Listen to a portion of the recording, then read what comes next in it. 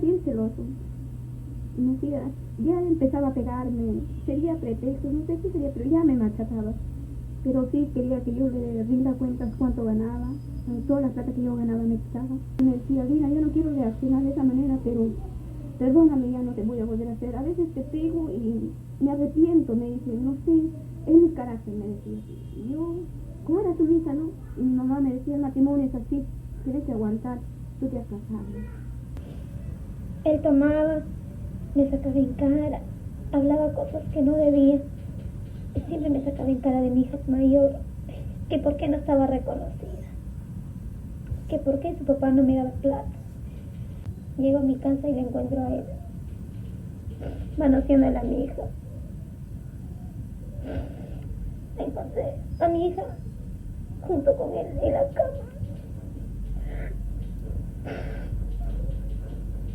Que él estaba manoseando a mi hija.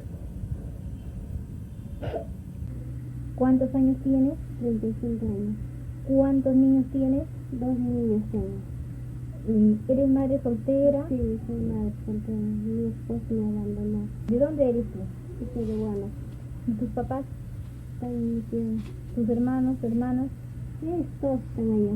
¿Nunca te han ayudado? Nunca. ¿Cómo has llegado acá en la institución de la voz de la mujer? Una señora, la señora Daniela me trajo donde la señora Rosa.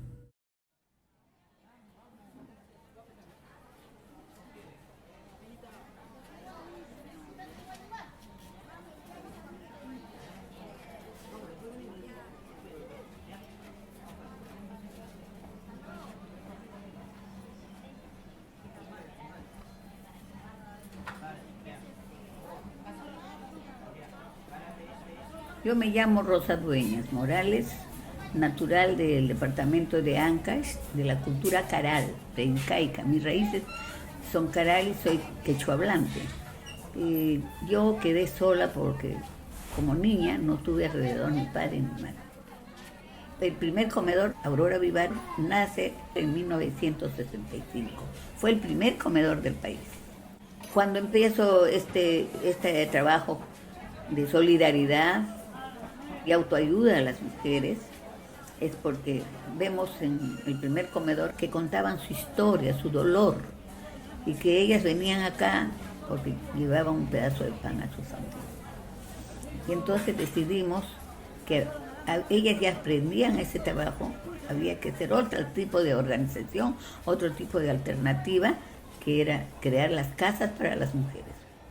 La Voz de la Mujer nace en 1982, donando mi casa, que es la casa de mi madre, en la cual me heredó. Entonces, ¿cómo esconderlas ahí?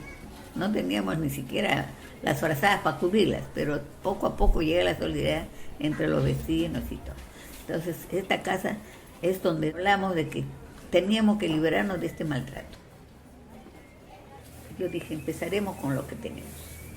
No teníamos un sueldo, pero teníamos nuestro corazón, teníamos nuestra emoción social, teníamos nuestras manos y teníamos a la organización de mujeres. Entonces, eso es bien importante. Pusimos todo lo de nosotros.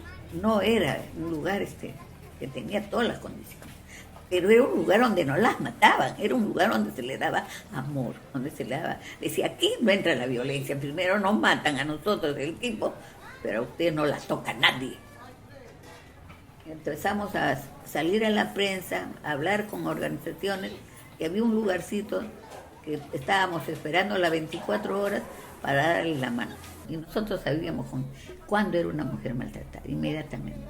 No necesitaba muchas veces que tenga DNI, nada. Nosotros inmediatamente la refugiábamos. Y cuando la mujer venía muy triste, porque primeramente su amor casi la mata. Entonces, alejarse del amor que tanto quiso, abrirse es doloroso. Entonces, cantábamos canciones, ¿no? Como Caminito de Huancayo, que decía esta canción que les ha de gustar a ellas para animarlas. Caminito de Huancayo, rodeadito de retama, cuántas veces he llorado bajo la sombra de tu rama.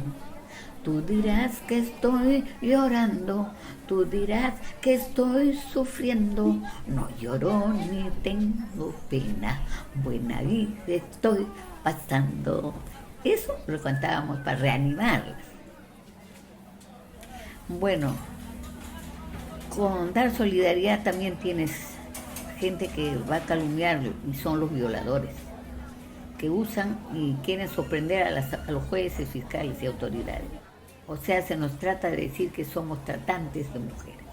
Pero si aquí no hay ni una botella de cerveza ni una gaseosa, lo que hay es a veces un poco de chicha de jora que te mata 200 bacterias dentro de tu cuerpo. Y nos cerraron el refugio. Y las mujeres se quedaron sin comida. Ahora con este juicio molesta a todo el equipo, porque son directivas de cada casa, se forma la red. Entonces estamos prácticamente implicadas. Entonces todo esto hay que arreglar. ¿A quién están haciendo daño a las víctimas? Es difícil decir que no funciona. Tú que has más de 40 años de vida, pero las fuerzas no nos han dado en que el equipo ha dicho hagamos un paralelo, un tiempito, hasta que culmine del todo esto del juicio. Pero nosotros hemos dado lo que teníamos y ha habido una comprensión de muchas instituciones que nos valoran y nos quieren. No hay que ser a veces muy formales, hay que tratar de dar solución y alternativa.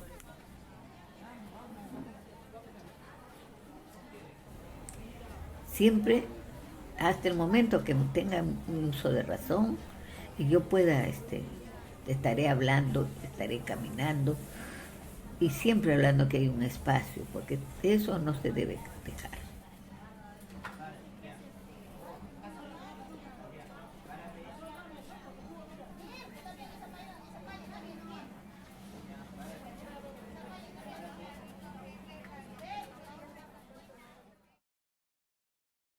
Bueno, la canción se llama Rompamos el silencio, de tanto maltrato. Bueno, cierra fila las mujeres, denunciemos agresiones y rompamos el silencio que protege al agresor.